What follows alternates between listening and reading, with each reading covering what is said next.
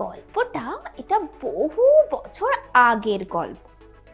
মোহন নামে একটা ছেলে তার মায়ের সাথে সোনপুর গ্রামে থাকতো। মোহনের মা একাই পুরো বাড়ি চালাতেন এবং তার ছেলে মোহনেরও যত্ন নিতেন। মোহনদের বাড়ির সামনে একটা নারকেলের গাছ ছিল। সোনপুর গ্রামের জঙ্গল, সেখানে নারকেল গাছে তিনটি সুন্দর বড় এবং চকচকে নারকেল ঝুলছিল।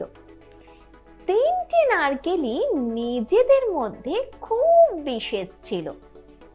তিনটি নারকেলের বিশেষত্ব ছিল, প্রথম নারকেলের জলে যে কেউ সুস্থ হতে পারে, দ্বিতীয় নারকেল দিয়ে যে কেউ তাদের ইচ্ছা পূরণ করতে পারে, আর তৃতীয় নারকেলে বিষ ছিল।